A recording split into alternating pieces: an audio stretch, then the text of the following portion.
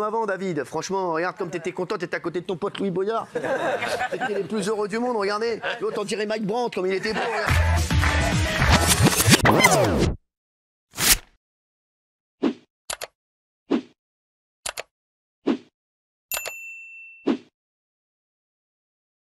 Oui. Je comprends pas, qu'est-ce qu'elle vous reproche? Moi aussi, mais non, on n'a rien compris. Je pense qu'elle n'a pas compris la séquence. Parce que même le monsieur qui est venu, en fait, ne venait pas du tout là pour la représenter. En fait, je pense que c'est quelqu'un qui lui a dit, hein, mais je pense qu'elle n'a rien compris. Elle a tweeté comme ça. Ça a été un tweet compulsif. Et malheureusement, ça a donné lieu à des reprises partout. Il y a tout le monde qui a voilà. Ouais, mais sur le fond, elle a tort. Vous avez le droit de ramener quelqu'un pour parler du sujet. Tout le monde parle de sujet. Et c'est vrai que voilà. En plus, il n'était pas là pour la représenter, pas du tout. Non, c'est ça. Mais comme il y a une polémique autour du racisme sur ce truc, il y a eu des certains trucs, etc. Je pense que quelqu'un lui a dit, il y a une personne de couleur noire qui parle de toi et qui te représente, alors que c'est totalement faux. Et la personne qui est venue, il n'était pas là du tout pour la représenter. C'est Verlaine qui disait, c'est pas parce que ça n'a rien à voir avec la couleur de peau, c'est juste parce qu'il trouvait qu'elle chantait mal. Voilà. Il n'a pas représenté du tout, il était contre elle. Exactement. Si elle a vu l'émission, non, elle n'a pas vu. Elle peut te tacler toi de ramener quelqu'un qui la dézingue. Elle peut tacler les chroniqueurs qui la dézinguent. Elle peut me tacler moi qui ai dit j'aime bien ce qu'elle fait, j'aime bien sa musique. Elle vend beaucoup de disques. Elle est légitime, mais pas pour chanter Piaf. Je voulais pas qu'elle chante Piaf. Moi, je l'ai dit ici. Moi, j'ai tout dit non, ça n'a rien à voir, laisse-la chanter Piaf. Elle peut m'attaquer moi, mais attaquer l'émission pour dire t'as fait venir quelqu'un pour me représenter. Mais pas du tout. Il l'a défoncé, le gars. Il l'a pas représenté du tout. Il l'a défoncé, il a dit qu'il voulait pas qu'elle chante. J'ai un ami il a dit qu'elle savait pas chanter. Il l'a pas représenté du tout. Il a raison d'ailleurs. J'ai un ami à moi qui me dit frérot, un ami qui est avec moi, Aya Nakamura, non mais elle te connaît pas, elle connaît pas ton histoire. Voilà. Amène-la sur le plateau et parle-lui. Voilà, donc il est un peu énervé. C'est un sage, il parle doucement. C'est un sage, j'ai pas tout mis, les gars, j'ai pas tout mis. Voilà, je pense, ouais, hein. Voilà, oui, j'ai pas tout mis. Oui, j'ai édulcoré, oui. Moi, je la défends. Je pense qu'en fait, c'est pas contre vous, c'est tout ce qui se passe en ce moment. Non, mais dis pas de conneries. Non, mais franchement. Oui, mais en disant qu'il démarre mal. Non, mais lui, sans rigoler. Elle m'a nommé. Fake news. Pour qui tu te prends, Cyril Hanouna? Tu sais lire? Oui, mais en fait. Mais tu sais lire? Oui, mais c'est pas pour vous allumer perso, c'est. Toute l'histoire, on a dû lui dire, il y a encore quelqu'un qui est sur le plateau. On a dû lui dire. Gilles, sois sérieux. Gilles, il est que 19h20, mon chéri. Tu dis déjà des conneries à 19h20. Qu'est-ce que ça va être à 20h25? Non, mais sans rigoler. Mais c'est fou, ce mec. Il y a des choses bien pires qui ont été dites sur elle. Il y a eu la pancarte Bamako, etc., qui est scandaleuse. Et qu'elle s'en prenne à ces gens-là. Cyril l'a toujours défendu. Il y a un gars qui vient, il se trouve qu'il est noir. Ça veut dire quoi? Parce qu'on est noir. Les gens sont outrés parce que vient de dire Verdez. Donc en disant ça, elle tombe dans le jeu du racisme. Ils ont à peine le temps de réagir. Parce que c'est pas possible. Mais non, mais en fait, c'est pas contre vous, Cyril, c'est contre tout ce qui se passe. Et elle a été maladroite. Elle a nommé. Abonnez-vous. Mais arrête un peu de défendre l'indéfendable. Non seulement elle a mal choisi. Il y a eu énormément, c'est grave parce qu'il y a eu énormément de tweets racistes, cette banderole, il y a eu des choses horribles. Et en envoyant ce tweet, elle assimile Cyril à ça, qui est à 1000 lieues de ça. Et les gens qui comprennent pas, ils assimilent à ça. Quand on lit ça, on a l'impression que Cyril a fait du racisme aussi. Et surtout, vous disiez les gens qui comprennent pas, c'est les gens qui font semblant de pas comprendre. Exactement, oui. Parce que ça les amuse de pouvoir ensuite vous accoler des trucs. C'est ça. Et c'est vraiment dommage parce qu'effectivement, on peut pas nier qu'elle subit une vague un déferlement de haine et de racisme incroyable, et qu'il y a des gens à pointer du doigt, et qu'il y a des banderoles à pointer du doigt, etc. Et que là, elle se trompe de cible. Et là, si tu la suis, ça veut dire quoi? Ça veut dire qu'un noir n'aurait pas le droit de parler de la critiquer surtout. De la critiquer ou d'avoir un avis. C'est ce que Gilles a dit, puisque Gilles a dit que Verlaine était un mauvais noir, en fait. Oui, c'est ça. Donc malgré tout. Mais Gilles pense que c'est. Alors, je vais relire le tweet. Cyril Hanouna, tu te prends pour qui à ramener une Renoir pour me représenter? Allez, désabonnez-vous vite. Donc déjà, une fake news et ensuite appel au boycott. Donc excuse-moi, c'est un costaud. Il dit mais c'est pas pour moi. Elle n'a pas écrit pour moi. Cyril Hanouna, en fait, c'est un autre gars qui habite au Pakistan. C'est un autre gars. Non, mais franchement, en fait, on a l'envie de dire c'est pas honnête. C'est trompé de cible. Écoutez-moi, comme je l'ai un petit peu lancé, Aya Nakamura. Je le dis, parce que c'est un de mes premiers lives, elle l'a fait ici. J'ai décidé de lui répondre en musique. C'est élégant. Sérieux? Oui, c'est parti. Vous pouvez chanter. Et le papier qui est pas ça. Je lis des tweets, attention moi. C'est un karaoké, je peux y aller. Je peux chanter, mais ça va pas m'être taré. Mais comment ça? T'es désabonné. Ne fais pas ça, sinon je vais chialer. Moi je te kiffe de ouf, fais tes gros baby. Je t'invite à manger un complet ton baby. Oh, aïe, t'as rien capté, aïe. Fais pas la teuté, aïe, genre. Merci. Merci.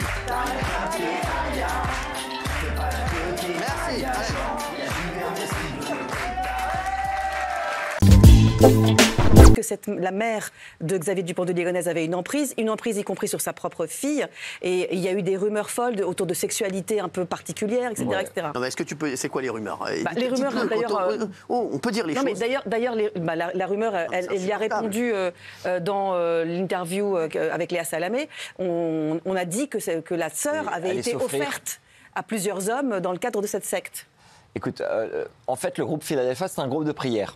C'est-à-dire que Geneviève de Ligonnès, depuis la fin des années 60, donc la mère de... voilà, la mère de Xavier, la mère de Christine et de Véronique, puisqu'ils sont 3 enfants, elle reçoit des mâmes, c'est des messages d'amour et de miséricorde, qu'elle retranscrit en écriture automatique.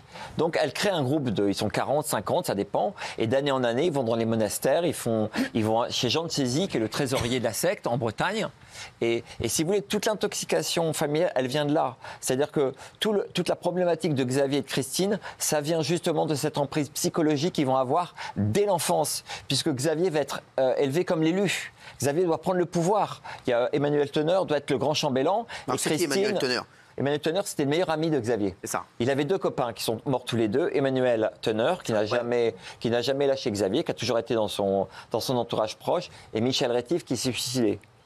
Donc, c'est quoi votre question? Donc, en fait, Bruno et Michel, vous dites en gros que Christine et Bertram sont tous les deux complètement dingues, complètement délirants et qui racontent juste n'importe quoi. Mais... Alors, moi, j'ai regardé le livre, du coup, parce que c'est vrai que ça m'a intriguée, même si on n'en a pas beaucoup parlé dans quelle époque. Dans le livre, il y a des trucs un peu troublants. Donc, en fait, soit ils mentent complètement, soit est-ce que ça doit être troublant. Par exemple, quand ils disent que la crémation a été prématurée, c'est-à-dire qu'on aurait fait une incinération des corps 6 jours après la découverte. Est-ce que c'est vrai? Est-ce que c'est faux? Est-ce que c'est normal de faire ça? Deuxième chose, on dit que le corps d'Agnès, dans le livre, il n'avait pas la bonne couleur de cheveux et pas la bonne taille. Est-ce que c'est vrai? Est-ce que c'est faux? Est-ce que c'est délirant? Vous voyez, moi, en tant que lectrice lambda, donc moi, je veux savoir concrètement... Ils ne peuvent pas mettre n'importe quoi dans le livre. Juste dites-moi. Est-ce qu'il n'y a que des conneries dans le livre? Ils ont lu des milliers de... Ils ont lu tout le rapport. Comme dans beaucoup de récits, de livres, il y a sans doute une part de vrai et aussi une part de faux. Mais à partir du moment où cette femme, Christine, conteste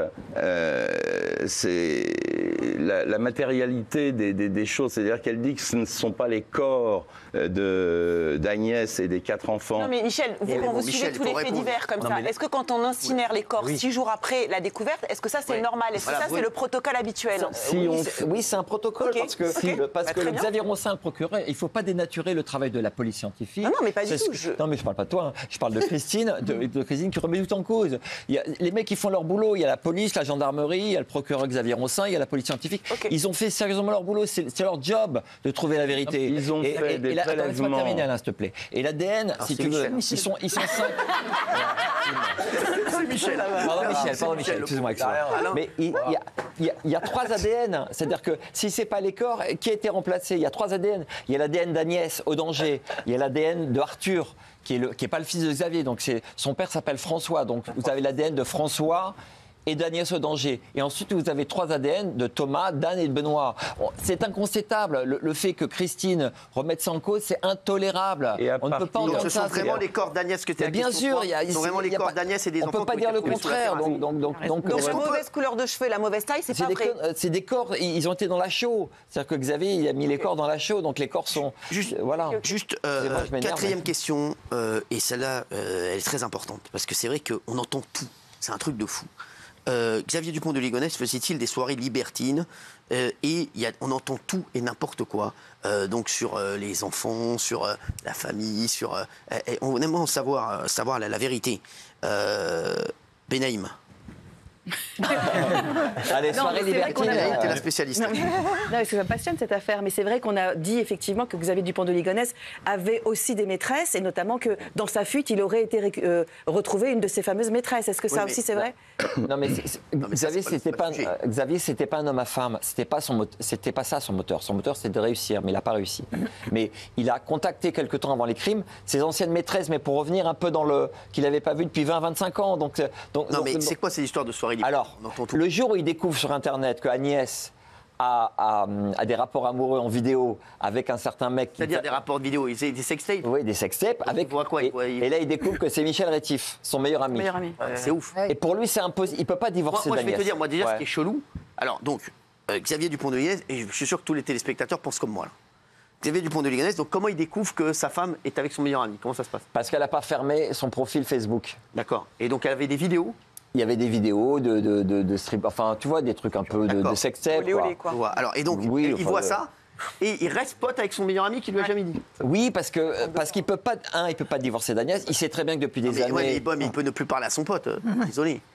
Non, parce que si tu veux, il se dit, je suis incapable de rendre Agnès heureuse et je ne peux pas la quitter. Il ne veut pas divorcer parce qu'il ne peut pas payer une pension alimentaire. Et surtout, il ne veut pas faire comme son père. Son père s'est barré quand il était jeune. Il ne veut pas avoir la honte sur son nom, sur sa famille. Il veut rester avec Agnès. Mais comme Agnès n'a plus de plaisir avec Xavier, il se dit, écoute, Michel, c'est l'homme idéal et ils vont se voir à trois, ils vont faire des plans dans des... Sauf que Xavier, il regarde et c'est la fin de la fin. On a entendu plus de choses, on a entendu plus que ça, Jacques Cardoz. Non, moi j'ai pas de... Alors, tu lèves la main, pourquoi? Non, parce que tout à l'heure, vous avez dit non, mais c'est là, à cette heure-ci, si on a des infos, on ne pose pas... Non. Je vous le dis. Donc, c'est quoi, Jacques? Non. Tout à l'heure, vous avez dit quelque chose qui était troublant par rapport au fait qu'il serait l'élu. Donc, moi, la question que je me pose, c'est est-ce que cette histoire de secte peut avoir un rapport avec sa disparition? Est-ce que c'est un scénario Alors, ta question, c'est en fait, est-ce qu'il a été exfiltré seul ou aidé? La question se pose. Enfin, voilà. Non, mais pour en revenir à la secte, Xavier, son monde va s'écrouler en 95 parce qu'il va y avoir une grande réunion en Bretagne de tous les membres de la secte et Xavier lui va retrouver à Saint-Maxime Emmanuel Teneur et une dizaine de... Il paraît que ce couple... Alors, moi, je reviens sur les trucs. Benaïm, ce que tu me disais, apparemment, le couple aurait été accompagné de 3 amis et se serait rendu avec eux dans un club échangiste du côté de Limoges. Oui, non, mais voilà, il y a eu plein de rumeurs sur une sorte de sexualité débridée qui serait à la fois matinée d'ésotérisme, de sectarisme, etc. Est-ce que tout ça, c'est vrai ou pas? Non, en fait, il faut séparer les deux. C'est-à-dire que dès le moment où Xavier ne veut pas perdre Agnès, il accepte que Michel Rétif... Mais en même temps, moi, je lui casserai la gueule, mais lui, il ne le fait pas. Il se dit, il faut que je garde Michel comme ami. Et donc, ils vont faire des choses à 3. Ils vont aller... Mais ça va durer 6 mois. Et là, il paraît qu'ils sont avec 3 amis. Il paraît qu'ils sont 3 amis là, en club échangiste. Ce qu'on a dit, Gilles, les infos là. Non, moi, je trouve que vous êtes un peu neutre sur la sexualité délirante, quoi. Il a le droit. C'est-à-dire que, oui, non, mais c'est pas un reproche. Je sais que le sexe, c'est pas le moteur de Xavier. Donc il fait ça pour garder Agnès, c'est pas des... Sauf que ce sexe-là peut être aussi le moteur de sa vengeance par rapport à sa femme. C'est ça aussi le truc. C'est psychologiquement, à un moment, c'est bien gentil d'offrir sa femme à son meilleur ami, mais à un moment, ça peut exacerber ses pulsions complètement le sexe est parfois un motif. Mais pourquoi tuer les 4 enfants? Il n'y a rien à voir avec ça. Pourquoi tuer les 4 enfants? Mais il y a bien un motif. Le mobile, on le sait. Il paraît, Bruno, vous allez nous dire, je ne sais pas, il paraîtrait qu'en tout cas les femmes, dans le cadre de cette secte, étaient assez offertes à plusieurs participants. Oui, mais si tu veux, Xavier parlait plus, Xavier, il était fâché. Il n'avait plus de lien avec la secte 10 ans avant. Agnès était revenue à l'église catholique et Xavier essayait de réparer entre Véronique et Christine des rapports qui étaient terribles. Donc, si tu veux, Xavier, ces parties de sexe avec Agnès et Michel, elles n'ont rien à voir avec la secte. C'est juste quelqu'un qui essaie de sauver son couple et puis qui est vraiment au bout de sa vie. Parce que Xavier, c'est les derniers moments de sa vie où il a des dettes, des huissiers, il doit 50 000 francs à sa maîtresse Catherine. Il est au bout du bout, mais il a pris sa décision. Il sait qu'il va aller dans le mur, il sait qu'il va tuer toute sa famille. Quand il récupère la carabine de son père, il sait que ça va être l'arme du crime. Alors sa sœur dit qu'il aurait fait tous ses achats avec sa carte bleue. Et elle dit voilà une preuve qu'il est innocent. Elle dit donc qu'il n'avait pas du tout prémédité son acte, qu'il est innocent. C'est ce qu'elle dit. Ça, c'est une des parties très intéressantes quand même. Alors, on va voir ce qu'elle dit. On va voir ce qu'elle dit, sa sœur. Regardez. Dans les jours précédents, il a acheté une boîte de munitions, 22 longs rifles et un silencieux, des sacs de ciment, des sacs à gravats, une houe et une bêche, 4 sacs de chaux vives. Quand il achète tout ça, quelques jours avant la disparition, ça ne vous interroge pas, ça ne vous met pas le doute quand même? En fait, ce qui est très intriguant, c'est qu'on peut retourner la question. S'il a tué toute sa famille, pourquoi le fait-il tous ses achats avec sa carte bancaire? C'est quand même pas très malin. Et pourquoi il l'a acheté, la chaux vive? Alors, ce paradoxe, nous essayons justement de le résoudre. Et votre avis, c'est quoi? C'est qu'il jouait son rôle. Il jouait son rôle de suspect. C'est toujours la mise en scène. Il jouait le rôle de suspect. Insupportable, oui. Non, mais c'est intéressant parce qu'on voit, pardon, je ne veux pas les heurter, bien sûr. mais quoi qu'on leur oppose, ils ont comme ils ont déjà leur idée, ils vont trouver en disant qu'il l'a fait exprès qu'on le repère pour dire que voilà, c'était fait exprès, quoi. Christine, elle est programmée depuis son enfance, donc elle peut pas dénigrer Xavier. Tu vois, pendant l'interview, elle parle tout le temps de Xavier, elle parle jamais d'Agnès et des 4 enfants. Parce qu'au fond, dans son subconscient, elle sait très bien qu'ils sont morts. Sinon, elle dirait la famille est partie. Elle parle jamais des enfants. Ouais. Et donc, ça pour moi, c'est une. Il était proche de sa sœur, Xavier Dupont de Ligonnès. Ah oui, il adorait. Il était très famille, Xavier. Donc, elle dit pas des bêtises, hein, quand même, sa sœur. C'est bizarre que tout le monde dise aujourd'hui qu'elle dit des bêtises. Cyril, quand Xavier, il achète quand Xavier, il a la vanne de l'Orif de son père, il va dans 2 armureries pour chercher un silencieux. Un silencieux, ça ne sert à rien sur une vanne de l'Orif. C'est pas une Kalachnikov, c'est pas un Glock, donc ça ne sert à rien. Mais pourquoi il achète un silencieux? Parce qu'il sait déjà qu'il va en avoir besoin pour mettre en exécution ses crimes. Sa sœur, elle dit qu'elle s'entendait très bien avec lui, mais qu'il y avait des zones d'ombre qu'elle ne comprenait pas, une double casquette. Oui. C'est pour ça qu'elle dit qu'elle pense qu'il était agent secret ou dans les renseignements. Un agent secret ou un truc comme ça, c'est ça. Oui, il y a la lettre, il y a plein d'éléments. Lui, il dit je vais partir en Australie, mais pour elle, il a été exfiltré. Il travaillait pour effectivement l'agence antidrogue américaine. Il y avait les informations comme quoi en fait il allait dans des discothèques pour traquer du blanchiment d'argent. Donc c'est ça qui a beaucoup circulé. C'est quand même plus simple quand tu es une sœur d'imaginer que ton frère est un agent secret que de te dire mon frère est un tueur. Oui, mais là on essaie de parler de ce qu'elle a dit. Oui, non, mais c'est pour... Elle dit que donc il joue son rôle de suspect et que tout ça est une mise en scène organisée par les policiers pour faire disparaître et mettre en sécurité la famille. Tout ça c'est du bidon. Elle se dit je ne sais pas ce que Xavier faisait pendant. Xavier il était sur la route toute l'année. Et parfois, il errait pendant des heures dans les hôtels, il essayait de vendre ses cartes. Et la carte bancaire, c'est stupide. Si vous avez prévu de disparaître, vous achetez avec votre carte bancaire qui vous identifie. Donc ça casse complètement. Attendez. Oui. Ce que je pense pour cette carte bancaire, ça accrédite pour moi la thèse du suicide, c'est qu'il n'en a rien à faire. Oui. Il va tuer sa femme, ses gosses, il sait qu'il va se foutre en l'air. Le temps qu'on fasse les remontées de la trace de la carte bleue. Et pourquoi il écrit une lettre en disant je pars en Australie? Et pourquoi il s'est servi de la chaux s'il s'en fout? Exactement, il a raison. Au maximum la découverte des corps. Cyril, la question c'est pourquoi il enterre les corps? Parce qu'il pense qu'on ne va jamais les retrouver. Bien sûr. Et qu'il va mettre le plus de distance entre lui et la police. Quand tu parlais avec les gendarmes et les flics, quand un mec tue sa famille, fait un crime altruiste, généralement il se tue après. Exactement. Le mec il se tue après. Le vrai problème, c'est que la réalisation des autopsies a mal été réalisée très clairement et il y a plein de zones d'ombre qui fait que ma cliente s'est engouffrée là-dedans parce qu'elle est persuadée que son frère n'a pas pu faire ça. Et effectivement, ces zones d'ombre, on n'a pas d'explication. Je continue sur mes zones d'ombre et qui sont pour moi essentielles. Tout à l'heure, je vous ai vu vous peser. Oui, c'était assez intéressant. Oui. Mais il y a notamment un cadavre d'1m85 qui en pèse 50. Ah oui. Eh bien oui, c'est embêtant. À mon avis, ils se sont trompés, ils ont mal pesé. Et oui, mais oui. Ouais. Mais oui, le seul problème, c'est qu'il me reste ces documents-là. Bien sûr, bien sûr. Non, mais il me reste ces documents-là. Ils sont gênants. Ah oui. Et je ne peux pas demander de contre-autopsie puisque le Vervini du mai a été délivré très rapidement. Et qu'en plus de ça, la famille a décidé une crémation. Donc, et, comble des choses, 1 mois plus tard, tous les emballages, tout ce qu'on a retrouvé sur place ont été détruits. Et dans ces emballages, il y avait forcément de l'ADN. Donc j'aurais pu là demander une contre-expertise et dire à ma cliente Christine, bon Christine, c'est l'ADN là. Il y a une contre-expertise.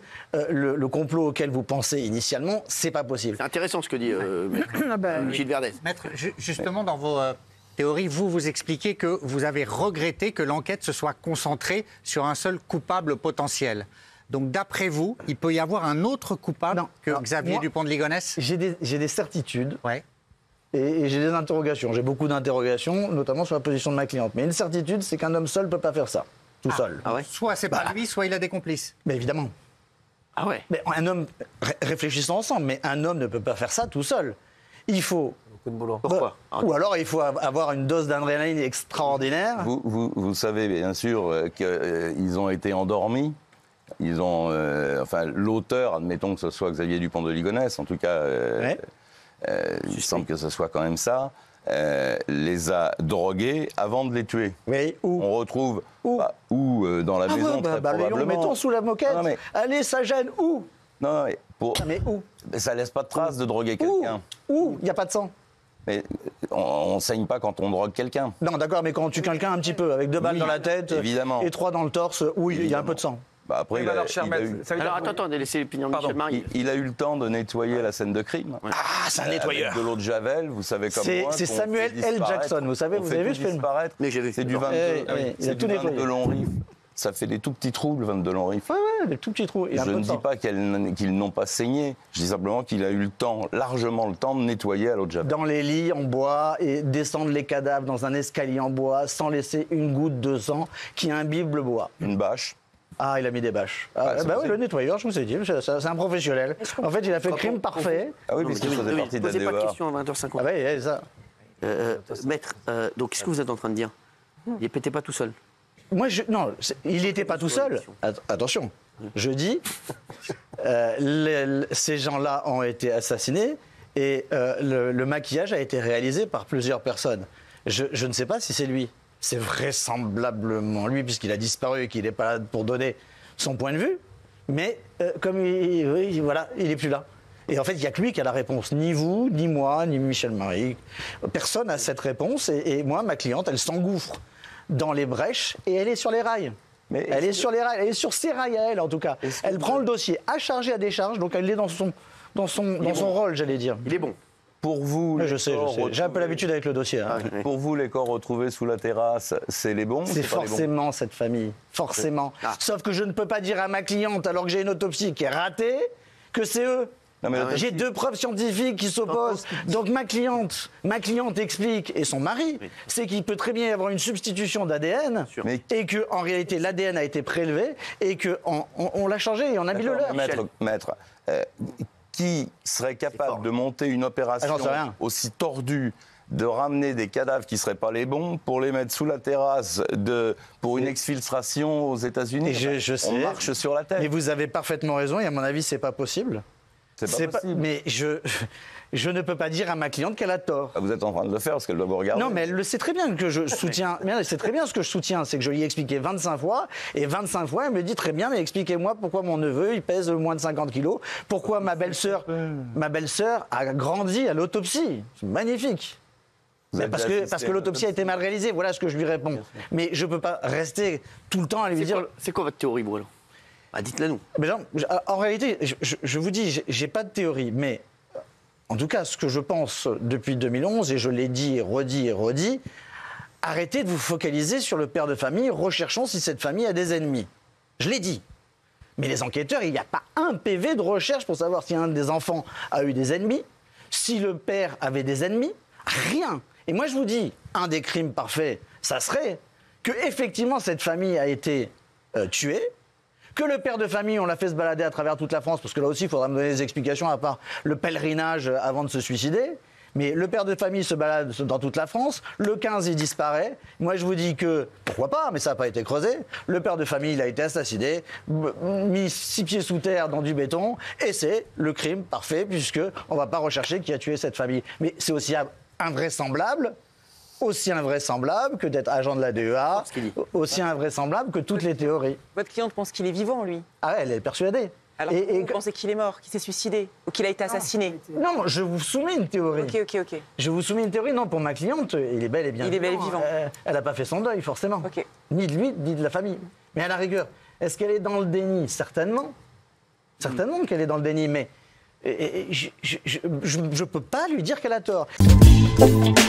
Mais avant, on va revenir sur les déclarations de Marco ce matin au tribunal de Paris, où il accuse Mediapart d'être responsable de son incarcération. Regardez. Voilà, on peut le dire aujourd'hui que Fabrice Arpi et Mediapart, c'est à cause de lui que je vais en prison, parce qu'il a dit que j'allais en cavale. Normalement, je devais être en bracelet électronique, et pour vendre son film, voilà qu'est-ce qu'il m'a fait. Pour vendre son film. Voilà les journalistes commencés. Vous, je vous en veux pas, mais lui, je lui en veux. Et il y a une chose que je veux vous dire. On boit un café, on a l'estomac d'aller en prison quand même. Hein. Là, je me rends, mais il y a des petits problèmes dans le dossier. Et je pense que Arfi va venir, je pense que je l'attaque. Vous avez pris votre pactage? Pactage, café, enfin tout quoi, les jogging, tout quoi. Et j'espère que je vais m'en tirer. En tous les cas, voilà, je voulais vous dire que je ne vais pas en cavale, je me rends. Michel Marie, merci. Alors, qu'est-ce qui se passe alors? Il se passe que Marc Mouly a fait des déclarations, sans doute sous le coup de la colère, à Mediapart quand on lui a révoqué finalement son sursis probatoire. Il avait été condamné pour une affaire en 2019 à 3 ans de prison avec un sursis probatoire, donc avec un certain nombre de règles à respecter qu'a priori il n'a pas respecté. Et c'est la raison pour laquelle, très récemment, le 8 mars, le JAP, le juge d'application des peines, a décidé de révoquer son sursis probatoire et donc de l'envoyer en prison. Sur le coup, il a dit c'est comme ça, je me mets en cavale. Et puis là, visiblement, c'est à cause du tweet donc de. Oui, mais enfin, c'est ça qui a mis le feu aux poudres. Il a fait une déclaration. Il a dit je me mets en cavale. Non, mais oui, mais est-ce que c'était en off? C'est ça l'histoire, Gilles. C'est ce qu'il dit, en tout cas que c'était en off. Et lui, je pense qu'il a eu l'impression, en fait, de discuter avec un copain. C'est quelqu'un qui parle spontanément et il n'a pas pris la mesure de l'ampleur de ce qu'il disait. Et après, le journaliste a retranscrit. Alors, est-ce que le journaliste lui a dit est-ce que je peux citer ou pas? Je n'en sais rien. Mais en tout cas, il a été piégé. Moi, je trouve qu'il a raison de se rendre, Cyril, parce que après, avec ses avocats, il va pouvoir discuter. Voilà, c'est beaucoup plus sage que de tenter de fuir. Je pense que là, ils pourront faire une demande de remise en liberté. Il est où ce soir? Il est en prison ou pas? Je pense qu'en tout cas, il a pris ses affaires. Enfin, à ma connaissance, il n'est pas incarcéré. D'accord, très bien. La décision a été prise de le réincarcérer, mais vous savez comme moi que les places de prison sont chères. Et la décision judiciaire est tombée. Après, il faut s'organiser pour lui trouver une cellule. D'accord. Mais pourquoi il a parlé à Mediapart, en fait, lui Je pense que Mediapart lui a appris la révocation du sursis probatoire et que spontanément, il est comme il est ici, c'est-à-dire qu'il s'est lancé dans une diatribe, vous êtes sûr, qu'est-ce qui se passe, etc. Il a été dépassé par l'événement. Je pense aussi qu'il est très en colère de la révocation du sursis parce que sur le fond, on l'avait vu avec ses avocats, il conteste point par point. Alors je ne sais pas s'il a raison ou pas. Moi, à ma connaissance, il a quand même un travail fictif. Oui. Il fournit à la justice des fausses fiches de paye pour justifier d'un travail fictif. Ça part pas bien quand même l'histoire. Donc. Vous êtes sûr de vos informations? Oui. Parce que vous, j'ai l'impression que vous l'enfoncez aussi. Ah, pas du tout, non. Si. Je suis tout à fait objectif, Cyril. Il nous a, lui et ses petits copains, ils nous ont quand même coûté 1,6 milliard. Donc bon. Oui, mais il a fait combien? Il a fait rien. Il a fait 8 ans. Il a fait 8 ans. Il fait 8 ans de prison. Il avait déjà été en cavale aussi pour une autre affaire. Il a fait 8 ans de prison quand même, c'est pas rien. Non, il n'a pas fait 8 ans en tout. Il a fait 8 ans. Il a fait 8 ans des gens qui tuent. Il a fait 8 ans. Enfin, 1,8 milliard. Oui, mais il a fait 8 ans de prison à un moment. Oui, 1,8 milliard. Enfin, 1,6 milliard. Oui, mais non, mais à un moment, parce que la justice à un moment, 8 ans de prison. Donc, oui. Ah oui. Non, mais vous l'en voulez, vous? Non, pas du tout. Un problème. Vous avez volé votre pull ou quoi? Non, mais sans déconner. Il vous a volé un gilet en alpaga ou quoi? C'est vrai que Michel, on avait dit ce que lui reproche le juge, mais par exemple, moi j'avais cité l'exemple des droits d'auteur du livre. D'accord, il a mis ça sur sa fille.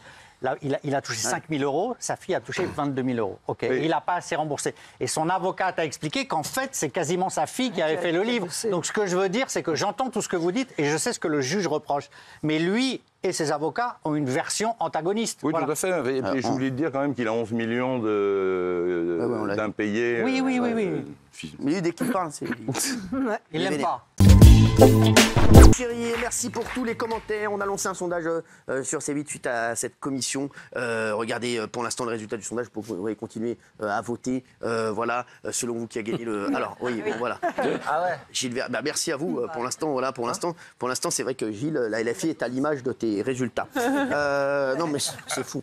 Alors 14h20, le président de la commission, puisqu'on revient sur cette commission, on vous montrera toutes les rigolades aussi dans un instant. Le président de la commission a posé ses premières questions, elle portait sur les sanctions de l'Arcom. Ça, je vous l'ai dit, j'ai répondu à la façon Renaud, mais ensuite, il est revenu, ils sont tous revenus, d'ailleurs, c'est toutes les minutes, sur l'épisode très commenté de Louis Boyard, qui nous a valu 3,5 millions d'abord, et non pas 3 millions comme j'ai sur ma fiche, sans savoir qu'on allait pratiquement parler de ça durant toute l'audition. L'audition, je ne sais pas pourquoi, j'ai terminé en tête de suspense, regardez. J'ai reçu de nombreux députés sur mon plateau. D'ailleurs, il y en a ici qui sont déjà venus sur mon plateau, avec qui c'est très bien passé. J'ai jamais eu de problème avec aucun député, avec aucun invité. Le seul avec qui j'ai eu des problèmes, c'est Louis Boyard. Louis Boyard, c'est un cas un petit peu particulier, parce que Louis Boyard, c'est avant tout un chroniqueur. Et je pense que s'il a été élu, je ne veux pas nous jeter des fleurs à TPMP, à moi, mais je pense qu'on y est pour quelque chose. Je regrette, bien entendu, mes propos sur Louis Boyard et les propos que j'ai eus. envers lui. Mais quand Louis Boyard est venu sur le plateau, je voyais non pas un député, et j'aurais dû, mais je voyais un pote qui me trahit en direct. Et je peux vous dire que c'est ça qui m'a fait le plus de peine. Voilà. Bye, my lover. Goodbye, my friend. Qui sont cons sans rigoler, mais vraiment la production, c'est vraiment des chiens hein, sans rigoler. Lionel, tu étais là, donc c'est vrai que c'était la question, c'était beaucoup Louis Boyard. Hein. Comme les 3/4 des questions. Exactement. C'est 2h30 pour Louis Boyard. Pour vous dire qu'il n'y avait pas grand-chose en fait, hein, parce que Louis Boyard est revenu à chaque fois. Alors Aurélien Saint-Toul, le rapporteur de la commission d'enquête qui est député de la France Insoumise, prend la parole pour la première fois et a voulu, avant de poser des questions, il a voulu mettre des taquets. Regardez, bon, des taquets, bon, c'est pas non plus... voilà. C'est pas Rambo. Voilà. Hein, c'est pas Rambo ni... non, c'est pas Tango et Cash, regardez. Signaler que dans votre public, il y avait des dames qui portent parfois le voile et que vous ne les interdisez pas. Je me permets respectueusement de faire observer que c'est la loi. Ce serait de la discrimination si vous ne les acceptiez pas. Quant à l'idée que M. Boyard vous ait trahi, je rappelle à toutes fins utiles que la trahison en question a consisté à évoquer les affaires en Afrique de Vincent Bolloré, ce qui quand même laisse penser que vous avez une conception assez élargie de la notion de trahison. Alors voilà, bon, il n'était pas méchant, hein. Voilà. Il y a plein de gens qui l'ont fracassé sur les réseaux sociaux. On va les mettre dans un instant, oui. Mais c'est là où, à mon sens, ils n'ont pas compris cette séquence qui a été d'une, une trahison à titre personnel, mais deux, et peut-être comme disait Raymond tout à l'heure, qui ne connaissent pas assez la télévision. C'est qu'on parlait d'un sujet qui n'avait rien à voir avec ça, que vous l'avez invité pour ça, et qu'il est venu faire un happening qui n'a rien à voir avec le sujet de base. Et c'est en ça aussi, c'est ça qui vous a énervé, au-delà de la trahison humaine qui doit prendre en considération tout de même, le fait que quelqu'un vienne pour un sujet, donc il y a des équipes qui invitent des invités pour parler de ce sujet, qui sont légitimes pour en parler, et le mec fait un truc complètement à côté juste pour avoir son quart d'heure de gloire. C'est n'importe quoi, ils ne l'ont pas pris en compte. Alors je lui ai répondu sur ces 3 tacles, regardez. Vous avez parlé du public. Je disais que je suis le seul, aujourd'hui, certainement, à avoir autant de femmes voilées dans le public, ou de personnes avec des kippas.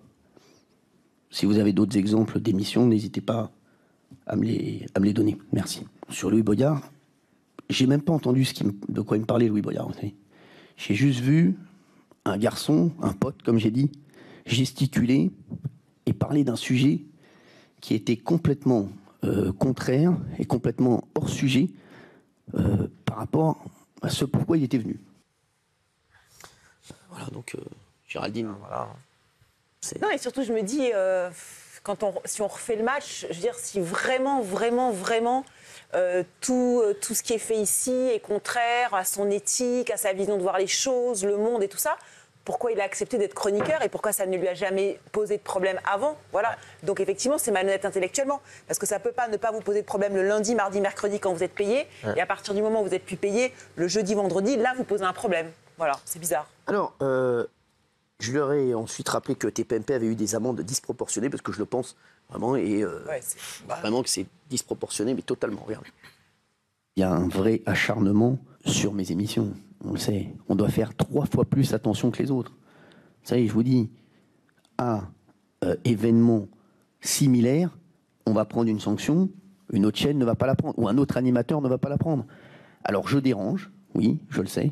Vous croyez qu'on ne dérange pas les autres chaînes, monsieur? Vous vous rendez compte? 2 millions de téléspectateurs tous les soirs. Aujourd'hui, des gens veulent, en tout cas, me faire sortir du paysage audiovisuel, parce que je dis des choses que personne ne dit aussi à l'antenne. Ouais. Oui. Là, ils n'ont pas su quoi répondre sur la disproportion des sanctions. Vous les avez séchées. Alors, Jérôme Guedj a dit il y a déjà eu et tout ça, mais il a cité un premier exemple. Et sinon, ils n'ont pas su justifier. Non, personne d'entre eux n'a répondu. Ils ont reposé des questions, mais personne n'a pu répondre pourquoi ces sanctions visiblement ciblées. Et ce qui est très étonnant, c'est qu'ils n'écoutent jamais les réponses. Aurélien, sur son Saint-Toul, et sur son portable, pose la question. Alors, ils ont une technique particulière de balancer le micro. On n'a pas osé détruire le matériel. Comme ça, la question, une claque au micro et le portable. Il n'y a pas d'écoute de la réponse. Alors, justement, j'avais mon souffleur, puisqu'il était à côté de moi, pour donner des chiffres. Regardez. C'est vrai, ça. Très vite, sur C8, il y a eu un succès incroyable. Et j'ai toujours voulu que Touche pas mon poste soit une émission populaire. On a fait 300 000 téléspectateurs, 500 000, 700 000, 1 million. Quand on a fait le premier million de téléspectateurs, c'était incroyable pour une chaîne de la TNT à cette heure-ci. Puis après, on a fait 1,2 million, puis aujourd'hui 2 millions. Et c'est vrai que voilà, c'est une aventure incroyable. C'est un travail au quotidien qui est monstrueux pour les équipes. On a fait, je ne sais plus combien d'heures de direct, combien ? Plus de 5000 heures de direct. Et les faits pour lesquels on est ici aujourd'hui représentent combien ? 0,12% de l'antenne, 0,1%. Donc bon. Il est fort. Il est fort. Hein. Le mouvement de la tête est très fort. C'était magnifique. Alors, Aurélien Santoul m'a ensuite demandé de m'expliquer sur un happening qu'on avait fait pour charrier l'ancien président du CSA, Olivier Schrabeck. Et c'était bien sûr de l'humour. Tout le monde, voilà. Sur les institutions, tout le monde rigole. Enfin, tout le monde a le droit de faire des vannes. Les quotidiens le font toute la journée. Voilà, nous, on n'aurait pas le droit de le faire. Et je lui ai répondu.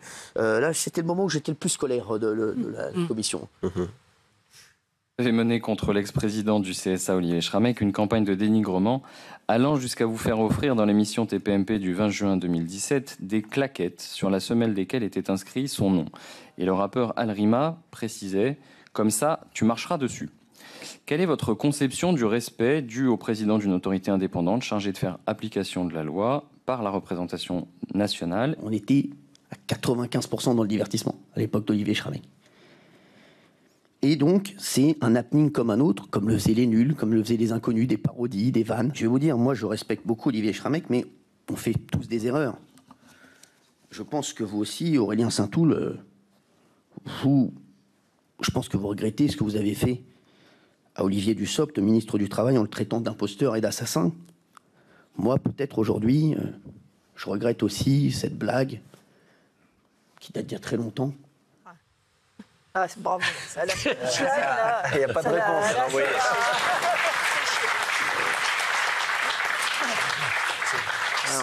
Beaucoup disent que c'est le tournant du match. Hein. Je trouve que c'est une question. Moi, je trouve que c'est une question qui est quand même très dangereuse. Ah oui. Bien sûr. C'est une question qui est très dangereuse parce que c'est le début du procès du rire. Je suis vraiment assez choqué par ce type de questions. Bravo. Évidemment qu'on ne doit pas tout se permettre. Évidemment qu'il y a des sanctions. À propos des sanctions tout à l'heure, il n'y a pas d'échelle de sanctions, il n'y a pas de grille de sanctions. C'est-à-dire que c'est totalement à l'appréciation de l'arbitre. L'arbitre fait ce qu'il veut en fonction du doigt mouillé. C'est là-dessus. Mais là-dessus, vraiment, c'est l'humour. S'il y a bien. Non, mais pardon, Jean-Michel, mais vraiment, l'humour, c'est.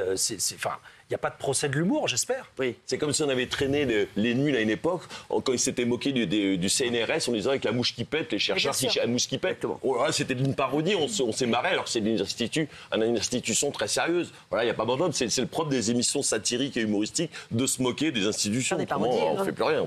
Alors, on m'a beaucoup interrogé sur les sanctions et les amendes. Je leur ai dit évidemment que c'était pas non plus. Voilà, une victoire pour nous. Regardez. Un plaisir. Sachez que quand on a une sanction, je vous dis franchement, pour nous, c'est un drame. Hein. C'est pas... On n'est pas heureux d'être sanctionné. Nous, on est heureux quand on aide des gens, quand on a changé la vie de quelqu'un dans l'émission. On est content quand, depuis une dizaine d'années, on est les seuls à mettre des personnes handicapées autour de la table, toutes les semaines, qui viennent donner leur avis. Il n'y a pas une autre émission dans le PAF qui le fait. Donc nous, on est content quand on est, voilà, quand on a un SDF qu'on a pu aider, quand on a une famille qui est dans un désarroi total et qu'on a pu l'aider. On est heureux quand il se passe des choses comme ça, nous. Un côté chez vous extrêmement sincère, les masques, que vous n'avez pas forcément quand vous êtes sur ce plateau, parce que vous ne voulez pas emmerder les gens, les téléspectateurs qui ont leurs problèmes, leurs soucis et tout ça. Et là, je trouvais qu'il y avait un vrai moment de vérité, voilà, de. Alors, je vous passe l'extrait sur la drogue du zombie. Qui est un faux procès. À la limite, alors l'image, oui, tout le monde s'est fait prendre, mais à la limite, si qu'on puisse alerter sur une drogue, quelle qu'elle soit, moi, je préfère plus en parler que moi en parler. On a toutes les semaines des erreurs dans tous les médias. Non, mais au-delà de ça, à chaque fois. Se tromper en disant qu'une drogue est arrivée en France, mais qu'elle n'est pas arrivée, je préfère vous dire, voilà, je préfère mettre en garde. Tu l'as dit l'exemple, je préfère me tromper là-dessus que sur l'arrestation de Polygonès. Et on n'a rien dit, on a laissé tranquille les gens. Ils ont sorti une banane de ouf, ils ont emmené un mec en menottes et tout. Oui, c'était pas Xavier Dupont. Alors, David Guiraud, député LFI, ensuite pris la parole et m'a dit que c'était illégal de révéler les SMS de Louis Boyard. Regardez la séquence et ensuite, j'aurai quelque chose à dire là-dessus. David... Faut réviser. Faut réviser. Vous avez, lors de cette audition, à 2 reprises, révélé des échanges de correspondance entre vous et M. Boyard à 2 reprises. Je vous rappelle que la diffusion de la correspondance privée entre 2 personnes sans le consentement d'une des 2 personnes est interdite par le Code pénal. Je profite donc du fait que vous soyez sous serment aujourd'hui, donc passible de poursuite en cas de parjure. Avez-vous obtenu le consentement de M. Boyard pour diffuser ces échanges de correspondance privée? Non, donc j'attends son procès. Sur les SMS, 2022, à 0h01, je crois que c'était le jour des élections. Coucou Cyril, je suis député, et ça c'est Darka. À bientôt, on va faire du lourd. Je sais, je suis trop content pour toi, tu le mérites. T'es un génie, je t'aime fort et tellement fier de toi. Voilà ce que je réponds à Louis Boyard. Donc, notre amitié, comme vous venez de le dire, n'était pas feinte. Et ce qui est profondément malhonnête, c'est qu'ils vous ont presque demandé de les lire à un moment, puisqu'il y a une dame qui a dit les SMS, si vous avez les preuves, vous pourrez nous les donner. Exactement. Bien sûr. Non, mais je vais vous dire, parce qu'en fait, ils se sont trompés, puisque Stéphane Asbagnan, mon avocat, qui était avec moi d'ailleurs derrière, m'a répondu. Un truc à vous dire, sur ma soi-disant infraction, donc au sujet des correspondances, quand je parle du SMS que Louis Boyard m'a envoyé le soir de son élection, d'une, je le fais à la demande de la députée qui mettait en doute l'existence de ce SMS, et de 2, l'article du Code pénal sur le secret des correspondances ne s'applique qu'aux tiers. Voilà. Donc moi, en tant que destinataire du SMS de Boyard, je pouvais parfaitement lire le contenu de ces messages. J'invite donc bien gentiment le député, voyez, vous avez écrit, le député qui pour tant ne devrait pas ignorer la loi, à lire le Code pénal avant de faire de telles accusations publiques. Je crois que c'est de la diffamation qu'a fait ce député contre moi. Dois-je espérer des excuses publiques? Je le laisse gérer lui-même. Voilà. Ça, c'est comme il veut. Ça, c'est comme... Alors, David Guiraud, il avait préparé la commission avec une seule idée en tête, alors qu'il adorait venir ici. David Guiraud, je parlais pendant des heures avec lui dans les couloirs ici, parce que son père était maire des Lilas. Je trouve que je viens des Lilas, que mon père est médecin aux Lilas, et donc il en parlait des heures. On était incroyable. Il était maire des Lilas, donc voilà, c'était vraiment, on était mais cul et chemise, vraiment. On était comme ça, les deux. David Guiraud et moi. Je me baladais dans la rue, les gens disaient mais il est pas là, David. Et là, il me parlait comme si n'avait jamais vu de sa vie, et comme si il avait complètement effacé tout ça de sa tête. Regarde, David, regarde. Pas grave. C'est quoi la question, monsieur Guiraud? C'est pourtant simple et c'est pas si dur à comprendre. C'est sur vos obligations signées avec l'ARCOM en termes de pluralité. Apparemment, vous êtes plus intelligent que moi, monsieur Guiraud.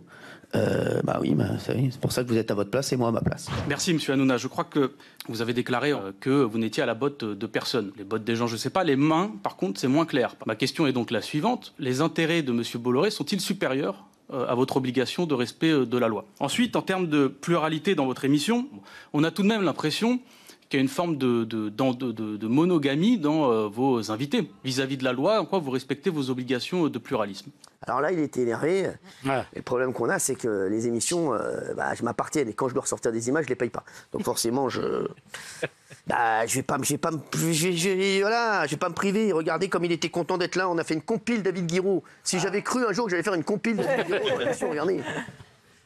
David Guiraud, porte-parole jeunesse de la France Insoumise, qui est avec nous. Salut mon David, tout va bien? Ça va. David Guiraud, porte-parole jeunesse de la France Insoumise. Ça va mon David? Ça va très bien. David Guiraud, porte-parole de la France Insoumise. Merci mon David, ça va? Et Jean-Baptiste Moreau, David Guiraud, orateur de la France Insoumise. Merci David qui vient souvent nous voir.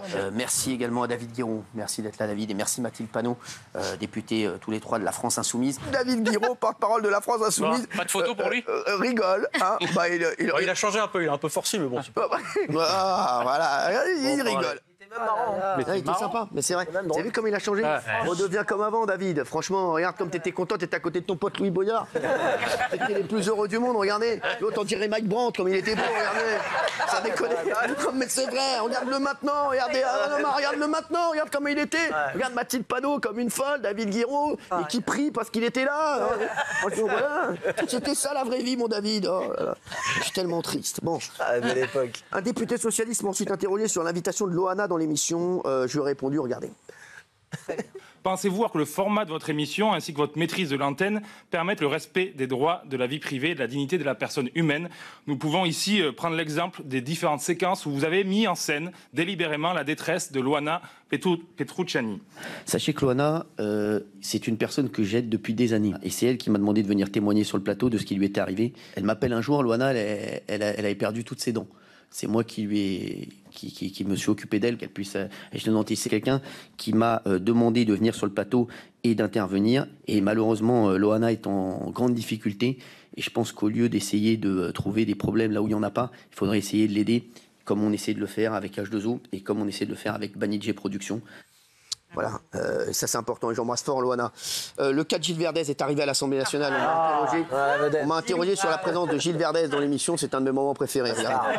On a beaucoup de choses. Est-ce que vous veillez au pluralisme, notamment au niveau des chroniqueurs? On voit souvent Gilles Verdez qui est proche de la France Insoumise, qui parfois fait des cascades intellectuelles et a des positions politiques qu'on ne comprend pas. Est-ce que c'est un rôle que vous lui avez défini ou est-ce que c'est vraiment ses idées? On se pose souvent la question, est-ce qu'il a une prime de risque? Est-ce qu'il est mieux payé que les autres pour pouvoir dire parfois autant de bêtises? Malheureusement, Gilles Verdez pense tout ce qu'il dit. Oui, il ne joue pas un rôle. Gilles Verdez continue pendant les pubs. Gilles Verdez continue après l'émission à avoir les mêmes idées, mais ça reste quelqu'un d'exceptionnel. Et c'est pas parce que j'ai même pas les mêmes idées que lui. C'est quelqu'un que j'aime profondément et c'est quelqu'un qui est indispensable à l'émission. C'est non seulement un talent, mais c'est en plus quelqu'un qui est un type extraordinaire dans la vie. Alors, attendez.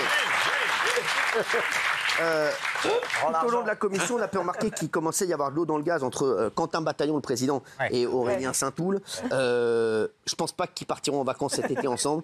Moi, j'ai une petite préférence pour l'un des deux, quand même. On doit plus se marrer avec... Monsieur le rapporteur m'a interpellé hier lors d'une table ronde importante et sérieuse sur le handicap. Cette interpellation en pleine réunion était... à minima discourtoise. Monsieur le rapporteur avait tenté d'organiser un vote en mon absence. De discourtois, nous passons à une attitude, j'ai envie de dire, malhonnête. Mais c'est pas grave. Je peux aussi suggérer respectueusement que vous pensiez à réduire éventuellement votre salaire. Je pense qu'il y a un petit peu de marge. Monsieur le rapporteur, je suis pas sûr que cette précision était vraiment utile. Voilà, donc la parenthèse sur le salaire, c'est pas forcément utile. Merci. Non, c'est fini, monsieur le rapporteur, je suis désolé. Je vais faire moi aussi la liste des temps de parole. Déjà, rappeler que tout ceci a été décidé par la réunion du bureau. Ah oui, c'est fini, les gars, moi, 4h30, on va vous le remettre. Remettez le goûter, là, s'il vous plaît. Remettez le goûter pour les gens qui nous rejoignent. Le goûter. Voilà, merci, le goûter. Le goûter. J'ai vraiment besoin que vous répondiez vraiment très direct. Est-ce que vous avez déjà dit, il n'est pas utile de le redire? Et je prends mon goûter à 16h30, les gars. S'il vous plaît. Non, alors, mes chers collègues, vous en faites pas. À 16h30, c'est juste la fin de l'audition. Les questions de goûter ne concernent pas vraiment effectivement cette audition. Mais c'était...